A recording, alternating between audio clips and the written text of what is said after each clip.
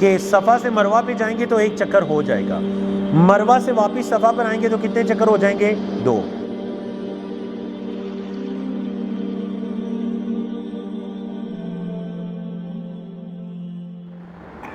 اور ہر چکر پر صفا پہ جائیں تو ہر چکر کی ابتدا میں یہ دعا مانگیں، لا الہ الا اللہ پڑھ کر پھر اللہ سے دیگر دعائیں مانگیں۔ یہ وہ گرین لائٹیں آپ کو دکھائی دیں گی، یہ صفا کے بالکل قریب ہے، مروہ سے دور ہے۔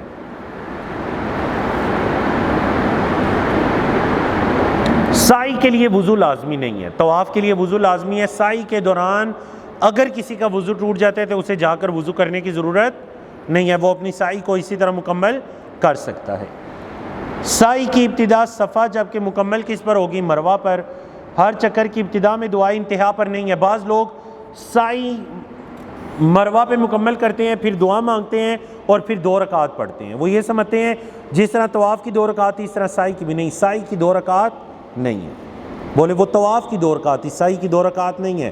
مروہ پہ پہنچ کے بعد چکر مکمل ہوا یا وہاں سے باہر نکل جائیے، اگر آپ کا ہوٹل صفا کی طرف ہے تو دوبارہ صفا سے آ کر ادھر سے نکل جائیے۔ سعی میں استباء نہیں کیا جائے گا، کندھا ننگا نہیں کیا جائے گا۔ یہ جو مذکورہ ذکر ہے نا، لا الہ الا اللہ وحدہ لا شریک لہ، اس کے علاوہ سعی کی کوئی دعا ثابت نہیں ہے، جو آپ مانگنا چاہے مانگے۔ عام گفتگو بھی کر سکتے ہیں۔ سعی کے دوران اگر نماز کھڑی ہو جاتی ہے تو پہلے نماز پڑھ لے، پھر وہیں سے سعی کا آغاز کر لیں۔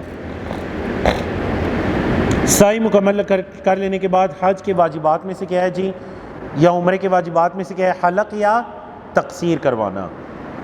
حلق بالوں کو سرے سے منڈوا دینا، اور تقصیر کیا مطلب ہے؟ بالوں کو چھوٹا کروانا۔ اللہ کے رسول صلی اللہ علیہ وسلم نے حلق کروانے والوں کے لیے کتنی مرتبہ دعا کی؟ 3 مرتبہ، اور تقصیر کروانے والوں کے لیے کتنی مرتبہ دعا کی؟ 1 مرتبہ۔ عورت سر کے بالوں کے آخر سے انگلی کے سرے، مطلب یہ جو انگلی کا ایک پورن ہے اتنے بال، وہ بالکل آخر سے کاٹ دے گی تو اس کی تقصیر ہو جائے گی۔ حلق یا تقصیر کے بعد معتمر کا عمرہ مکمل ہو جائے گا اور وہ اپنے احرام سے کیا ہو جائے گا؟ حلال۔ متمتع کا عمرہ کیا ہو جائے گا؟ مکمل ہو جائے گا۔ لوگ غلطی یہ کرتے ہیں کہ وہیں پر مروہ پر ہی کھڑے ہو کر کینچی لے کر 2-4 جگہ سے بالوں کا ٹک لگایا اور سمجھتے ہیں اس سے تقصیر ہو گئی۔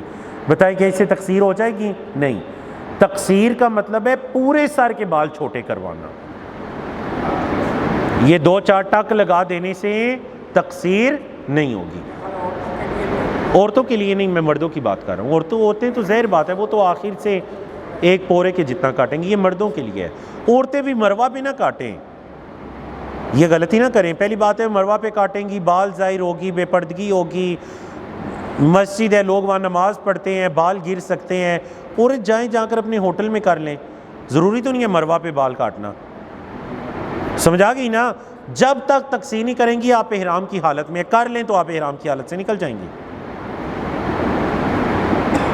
اب آپ نے عمرے کا طریقہ پڑھا، اب عمرے سے آپ حلال ہو گئے، تو اب حج کا طریقہ ہے 8، 9، 10 کی درمیانی رات، 10 ذی الحجہ اور 11، 12، 13، یہ حج کا طریقہ ہے۔ ٹائم کتنے جی ہمارے پاس؟ اذان کتنے بجے ہے ہماری؟ اذان میں 2-3 منٹ باقی ہیں، تو آپ سب کا وضو ہوگا نا انشاءاللہ؟ ایسے ہی ہے نا؟ تو ہم اذان کے بعد بھی جاری رکھتے ہیں، ٹھیک ہے جی؟ کوشش کرتے ہیں ہم 9:30 تک اس کو مکمل کریں۔ 3 طرح کی جگہیں ہیں جہاں پر آپ نے حج کی عبادات کو کرنا ہے۔ کون کون سی جگہیں؟ مینا، عرفات اور مزدلفہ۔ مینا، عرفات اور مزدلفہ۔ 8 ذی الحجہ جس کو یوم الترویہ بھی کہتے ہیں، متمتع حاجی 8 ذی الحجہ کو اپنی رہائش گاہ سے احرام پہن کر اللہم لبیک حجن کہے گا، دوبارہ سے احرام کی حالت میں آ جائے گا، اور مفرد اور قارن تو پہلے سے احرام کی حالت میں ہے، ایسے ہی ہے نا؟ وہ کیا کدھر چلے جائیں گے جی 8 ذی الحجہ کو؟ مینا میں چلے جائیں گے۔ بولے کدھر چلے جائیں گے؟ اور یہ مستحب ہے، اگر ایک بندہ 8 ذی الحجہ کو مینا نہیں جا سکا تو کوئی بات نہیں، آپ پہ کوئی دم نہیں ہے، آپ 9 ذی الحجہ کو ڈائریکٹ عرفہ چلے جائیے۔ بولے آپ 9 ذی الحجہ کو ڈائریکٹ عرفہ چلے جائیے۔ جی جی ٹھیک ہے جی۔ حج تمتع کرنے والا بھی یہ کر سکتا ہے۔ اگر وہ 8 کو مینا نہیں گیا تو اس کے ذمہ کوئی دم نہیں ہے، وہ 9 کو ڈائریکٹ عرفہ چلے جائے، کیونکہ یہ مینا میں جانا سنت ہے، مستحب عمل ہے 8 ذی الحجہ کو۔ حجاج کرام وہاں جا کر ظہر، عصر، مغرب، عشاء اور 9 جو یوم عرفہ ہے، 9 صبح فجر کی نماز بھی وہاں پر ادا کریں گے۔ یہ نمازیں اپنے اپنے وقت پر قصر ادا کی جائیں گی۔ کیسے ادا کی جائیں گی؟ قصر۔ اب اس بحث میں نہیں پڑھنا کہ جی میں تو سفر کی حالت میں نہیں ہوں، میں کیوں؟ نبی کریم صلی اللہ علیہ وسلم جب مینا میں آئے تھے تو آپ نے قصر نمازیں ادا کی تھی، ہم یہ قصر آپ صلی اللہ علیہ وسلم کی ابتدا میں قصر ادا کرتے ہیں۔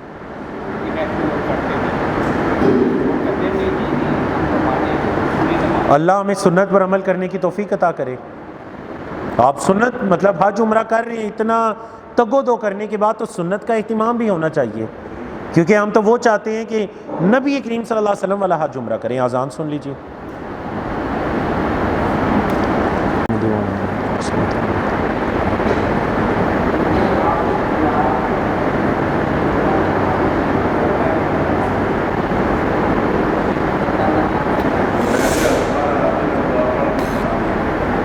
کیا کرنا ہے اس کو؟ سنا دیں۔ ربنا آتنا فی الدنیا حسنہ وفی الآخرۃ حسنہ وقنا عذاب النار۔ ہاں وہ کسی قاری صاحب سے، قاری صاحب آپ کو بتائیں گے، وہ اگر ملا کر آپ پڑھیں گے نا تو حسنتاں پڑھیں گے جی، دونوں دفعہ رک کر پڑھنا ہے تو حسنہ۔ چلیے جی، تو ہم یہ کہہ رہے تھے کہ 9 ذی الحجہ کو حاجی فجر کی نماز مینا میں پڑھ کر طلوع آفتاب تک یہاں رکیں گے، پھر تلبیہ کہتے ہوئے کہاں چلے جائیں گے؟ عرفہ میں۔ عرفہ میں حج کا خطبہ سننے کے بعد ظہر کے وقت میں ظہر اور عصر کی نمازوں کو جمعاً و قصراً ادا کریں گے۔ اچھا، اگر کوئی کسی کے خیمے مسجد نمیرہ سے بہت دور ہیں، حج کا خطبہ نہیں سنا تو کوئی پریشانی والی بات نہیں ہے، آپ جاتے ساری اس چیز کا اہتمام کیجیے گا کہ اپنے خیمے کے اندر، اپنے لوگوں کے اندر کچھ اہل خیر کو تلاش کر کے رکھیے گا، اور وہاں پر کچھ لوگ مل کر، اگر آپ کا خیمہ مسجد نمیرہ سے دور ہے، مسجد نمیرہ تک آنے کی تگ و دو کرنے کی کوشش نہ کیجیے گا۔ اگر آپ گم ہوگے تو شاید عرفہ کا دن آپ کا صرف خیمہ ڈھونڈنے میں لگ جائے گا۔ یاد رکھیے گا، عرفہ کا کوئی چھوٹا سا میدان نہیں ہے، یہ جس طرح آپ کو یہ دکھائی دے رہے نا، اس طرح عرفہ کے خیمے ہیں، ہر گلیاں ملتی جلتی ہیں۔ دوسرا یہ تکلف بھی نہ کیجیے گا کہ کوئی حاجی آپ سے یہ کہے کہ جی ملاقات کرنی ہے تو ٹھیک ہے عرفہ میں ملاقات کریں، نہیں، اسے کہیں یار کوئی 4 5 6 گھنٹے کا ٹائم ہوگا، اور زندگی میں یہ ٹائم ہے اہم ترین، اس ٹائم کو پانے کے لیے لاکھوں روپے لگا کے ہم یہاں پہ پہنچے ہیں۔ یہ دعا کا ٹائم، ملاقاتیں ہوتی رہیں گی، مینا کے 3 دن ہیں ان میں ملاقاتیں کریں، مکہ میں ملاقاتیں کریں، مزدلفہ عرفہ صرف عبادت کے لیے رکھیے، سمجھا گی نا؟ تو بہرحال ورنہ اپنے خیمے کے اندر اگر مسجد نمرہ میں پہنچ جائیں تو ٹھیک ہے، ورنہ اپنے خیمے کے اندر نمازوں کو ادا کرنے کا اہتمام کریں۔ پھر مغرب تک کے وقت کو ذکر و اذکار اور دعا و مناجات کے اندر گزاریں۔ سورج غروب ہونے کے بعد حاجی مغرب پڑھے بغیر عرفہ سے نکل کر کس طرف چلیں گے؟ مزدلفہ۔ اور آپ کو پتہ ہے نا، عرفہ کے دن کی سب سے افضل دعا ہے وہ یہ ذکر ہے، یہ ذکر ہے۔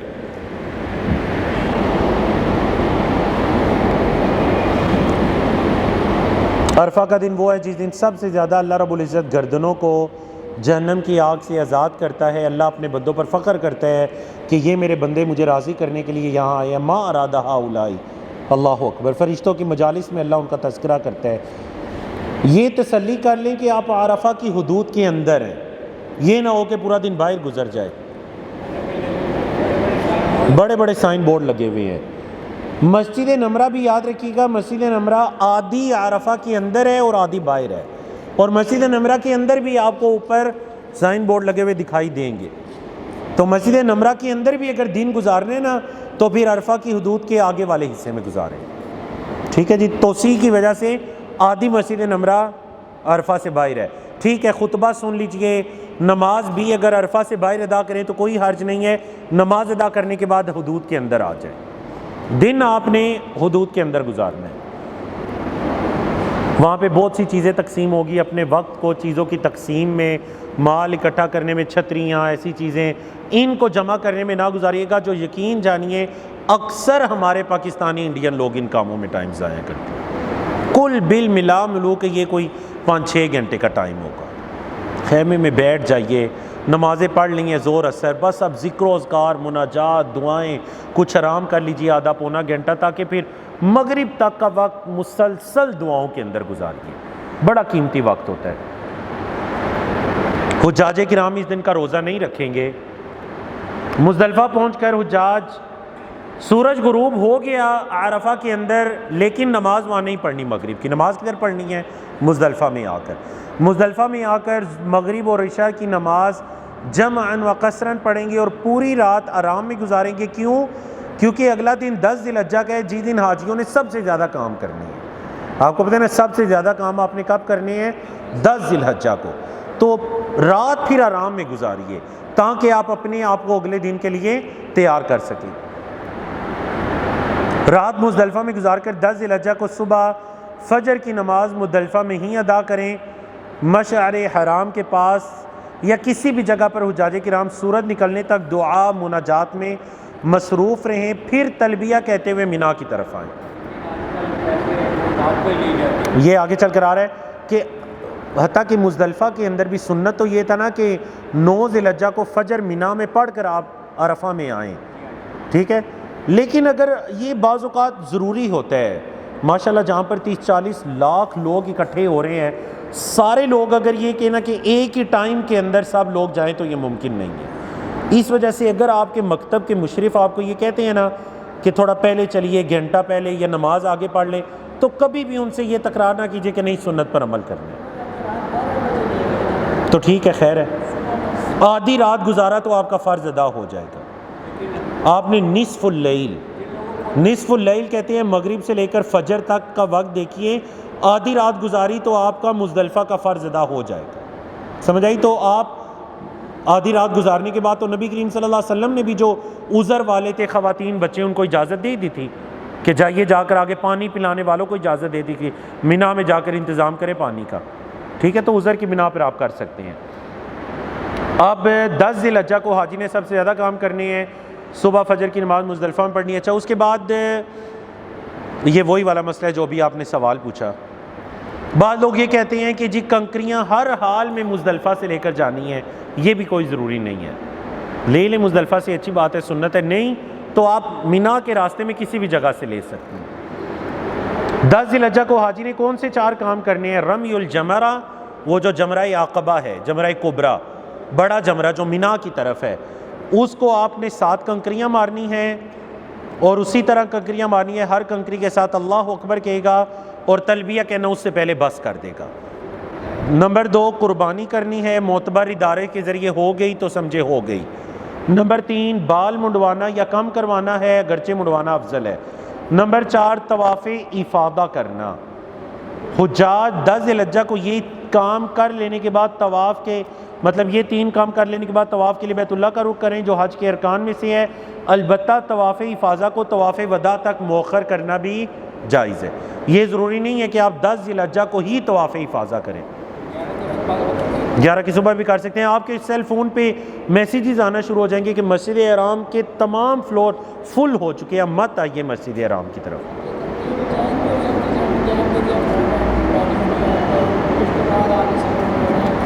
دیکھیں یہ ہم آگے چل کر لیتے ہیں، اصل میں نا بلکہ میری کوشش ہے نماز کے بعد ہم سوال و جواب کر لیتے ہیں، ابھی اس کو مکمل کر لیتے ہیں، ٹھیک ہے؟ تاکہ پھر جس کے سوال ہوں، پرسنل بھی کوئی رکنا چاہے تو میں ادھر موجود ہوں انشاءاللہ، ٹھیک ہے؟ اچھا، اب جب آپ نے یہ 4 کام کر لیے، اگر کسی نے طواف افاضہ بھی کر لیا تو وہ حلال ہو گیا، تمام کام جو اس پہ ممنوع تھے حتیٰ کہ ہم بستری بھی، وہ اس سے حلال ہو گیا۔ لیکن اگر ایک بندے نے طواف افاضہ نہیں کیا، باقی 3 کام ہو گئے یا ان میں سے 2 کام ہو گئے، رمی الجمرہ بھی ہو گئی، حلق یا تقصیر ہو گئی، یا تینوں کام ہو گئے، قربانی بھی، تو وہ احرام کھول سکتا ہے، بولے وہ احرام کھول سکتا ہے۔ یہ دیکھیں، یہ جمرہ صغریٰ ہے، یہ مکہ والی طرف ہے، یہ مینا والی طرف ہے جو جمرہ کبریٰ ہے، اس کو صرف 7 کنکریاں مانی ہیں 10 ذی الحجہ کو۔ پہلے 3 کاموں میں سے اگر یہ کام آگے پیچھے ہو بھی گئے تو کوئی حرج نہیں ہے، نبی کریم صلی اللہ علیہ وسلم سے یہی سوال ہوا تھا نا کہ پہلے قربانی ہوگی ہے، بعد میں رمی الجمرہ ہے، تو فرمایا افعل ولا حرج، جو باقی رہ گئے ہیں وہ کرو، کوئی حرج نہیں ہے۔ کہا جی میں نے بال کاٹ لیے ہیں ابھی قربانی نہیں ہوئی، تو افعل ولا حرج، ٹھیک ہے۔ ترتیب یہی ہے، سنت ترتیب یہی ہے کہ پہلے کنکریاں، پھر قربانی، پھر حلق یا تقصیر۔ لیکن اگر یہ تینوں کام آگے پیچھے بھی ہو جائیں تو کوئی حرج والی بات نہیں ہے، یہ شریعت کی آسانی ہے۔ اب آگے 3 دن ہے، 11 12 13 13 آپشنل ہے، صحیح ہے نا، اصل میں 2 دن ہے 11 12۔ حجاج کرام نے یہ 3 راتیں مینا میں گزارنی ہے جو حج کے واجبات میں سے ہے۔ ان 3 دنوں میں زوال کے بعد سے لے کر مغرب تک تینوں جمرات کو ساتھ ساتھ کنکریاں مارنی ہیں اللہ اکبر کہہ کر، پہلے صغرا کو، پھر وسطیٰ کو، اور پھر کبرا کو۔ صغرا اور وسطیٰ کو کنکریاں مار کر دعا مانگنی ہے، اور جب آخری کو کنکریاں مار لیں گے تو اس موقع پر دعا نہیں مانگنی۔ اب اگر کوئی 11 اور 12 ذی الحجہ کو کنکریاں مار کر مینا سے نکلنا چاہے گا تو وہ کیا کرے گا؟ مغرب سے پہلے وہ مینا کو چھوڑ دے گا۔ یہ سن لیجئے، مغرب سے پہلے۔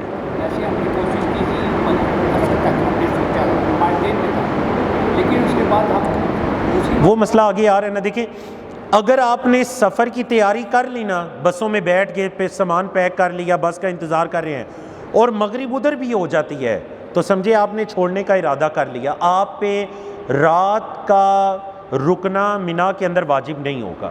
واجب کب ہوگا؟ آپ ڈاؤٹ کے اندر ہیں، مینا چھوڑوں نہ چھوڑوں، ایک ارادہ دل کر ہے چھوڑ دوں، ایک ارادہ نہیں رک جاؤں، کل کی کنکریاں مار لوں، اسی ڈاؤٹ شک کے اندر مغرب ہو جاتی ہے تو پھر رکنا لازم ہو جائے گا۔ اگر آپ سفر کی تیاری کر چکے ہیں، سامان پیک ہے، بالکل تیار کھڑے ہیں، بس نے آنے میں لیٹ کر دی، بس کے اندر سوار ہو کر بعض اوقات مغرب ادھر ہو جاتی ہے، کوئی پریشانی کی بات نہیں، کیونکہ آپ ارادہ کر چکے ہیں جانے کا۔ چل جاتے ہیں،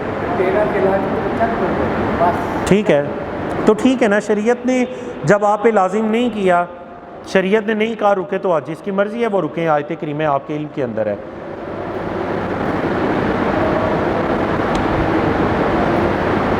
معذرت سے میں نے پہلے کہہ دیا تھا کہ جو جمرہ کبریٰ ہے وہ مینا والی طرف ہے، نہیں، جمرہ کبریٰ بیت اللہ والی طرف ہے، اور جمرہ صغریٰ مینا والی طرف ہے، ایسے ہی ہے نا، مجھے شاید وہ شک لگ گیا تھا۔ جمرہ صغریٰ جو چھوٹا جمرہ ہے وہ مینا والی طرف ہے، اور جو جمرہ کبریٰ ہے وہ کس طرف ہے؟ وہ بیت اللہ والی طرف ہے۔ اور 10 ذی الحجہ کو آپ نے ان 2 کو نہیں، صرف جمرہ کبریٰ کو 7 کنکریاں مارنی ہیں، لیکن اگلے جو 3 دن ہیں ان تینوں دنوں میں یا 2 دنوں میں آپ نے 7 صغریٰ کو، 7 وسطیٰ کو، اور 7 کبریٰ کو کنکریاں مارنی ہیں۔ مکہ چھوڑنے سے پہلے حاجی پر کیا کرنا لازمی ہے؟ طواف وداع، الوداعی طواف ہے جو کہ حج کے واجبات میں سے ہے۔ البتہ کسی عورت کے اگر ایام شروع ہو چکے ہیں تو پھر ان پر طواف وداع کرنا لازم نہیں ہے۔ اگر اس کو اس کا سفر، فلائٹ اجازت دیتی ہے کہ وہ رکے، طواف وداع کر کے جائے، تو ٹھیک ہے وہ رکے، اور اگر اس کا سفر اس کو اجازت نہیں دیتا تو یہ جو واجب ہے یہ اس سے ساقط ہو جائے گا۔